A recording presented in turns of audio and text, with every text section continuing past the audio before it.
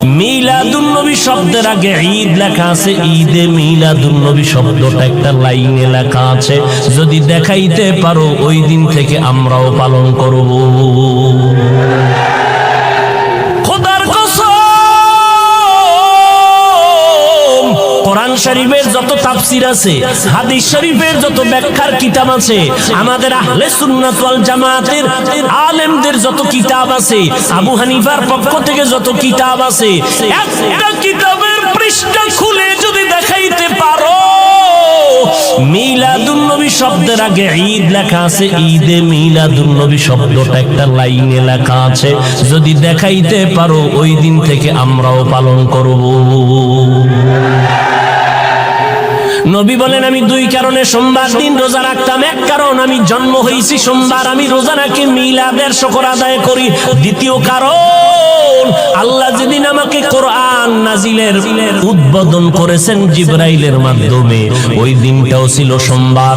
আমি কোরআন নাজিলের সোমবার দিন রোজা রাখার মাধ্যমে কোরআন নাজিলের দিনটার শুকর আদায় করি। উম্মতেরা যদি মিলাদুন নবী কিছু পালন করতে চাও, মোহাব্বতে নবীর রোজা রাখো, নবীর আমল রোজা। সোমবার দিন রোজা রাখবা, 12ই রবিউল আউয়াল আর 13 রবিউল আউয়াল, কোন তারিখের ভেদাভেদ নাই, তারিখ বাদ দাও, নবীর দিন ঠিক রাখবা, সোমবার দিন ঠিক রাখবা। এটা 12 হোক আর যা হোক, কোনো টেনশন নাই। সোমবার দিন রোজা রাখবা, কয় শুধু রবিউল আউয়ালে, কয় না 12 মাস রোজা রাখবা। নবীও রোজা রাখছেন 12 মাস সোমবার দিন, কারণ নবী বুঝাইয়া দিলেন মিলাদুন নবী শুধু বছরে একবার না, 12 মাস মিলাদের আমল করো। কি শুধু রবিউল আউয়ালের 1 মাস মিছিল দিয়া গেলি কই? 11 মাস যে খুঁজেও পাওয়া যায় না। রবিউল আউয়ালের 12 তারিখ বাজার গরম, বাকি 11 মাস গেলা কই বলো? মদিনার নবী প্রত্যেক সোমবার রোজা রেখে প্রমাণ করে দিলেন, আমার মিলাদে খুশি একদিন হলে চলবে না, আমার মিলাদের খুশি থাকতে হবে 12 মাস।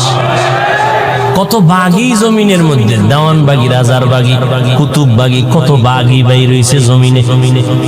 রাজারবাগিরা পোস্টার ছাপায় দিছে, সাইয়েদুল আইয়াদ, একদিন হবে না 90 দিন হবে।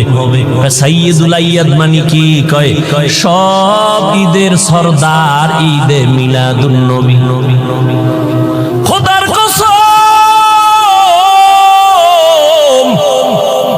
কোরআন শরীফের যত তাফসীর আছে, হাদিস শরীফের যত ব্যাখ্যার কিতাব আছে, আমাদের আহলে সুন্নাত ওয়াল জামাতের আলেমদের যত কিতাব আছে, আবু হানিফার পক্ষ থেকে যত কিতাব আছে, একটা কিতাবের পৃষ্ঠা খুলে যদি দেখাইতে পারো মিলাদুন্নবী শব্দের আগে ঈদ লেখা আছে, ঈদে মিলাদুন্নবী শব্দটা একটা লাইনে লেখা আছে।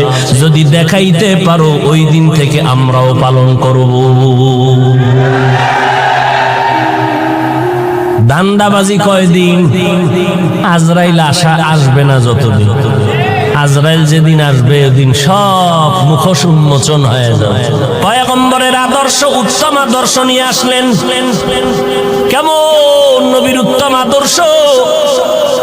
আমার নবীর উত্তম আদর্শের মতো আদর্শ জমিনে আর নাই। মায়ার নবী কেমন দামি নবী, যার কোনো গুনাহ নাই। আম্মা জান আয়েশা বলেন, নবীর ঘাম বোতলের মধ্যে ভরে রাখতাম আমরা, মাঝে মাঝে নবীর ঘাম আতর হিসাবে ব্যবহার করতাম। কেমন মায়ার নবী আমার। নবী একদিন হাঁটতেছেন, নবী তো একদিক দিকে তাকায় হাঁটতেছেন, নজর নিচে, কিন্তু কানের মধ্যে আওয়াজ আসতেছে, পেছনে যারা কারা হাঁটতেছে। দেখেন না, এমপি সাহেব আসবে, চেয়ারম্যান আসবে, দলে সাঙ্গ ভাঙ্গ আছে না নাই? ভাব অন্যরকম। আমি বক্তা হয়ে আসছি, আমার খাদেম খুদ্দমের অভাব নাই, গাড়ি হাঁকাই আসলাম।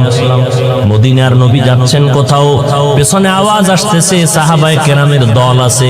নবী জায়গায় বসে পড়লেন, সাহাবায়ে কেরাম বসে পড়লেন। সাহাবায়ে কেরাম জিজ্ঞাসা করলেন, নবী বসলেন কেন? বুঝতে পারি নাই।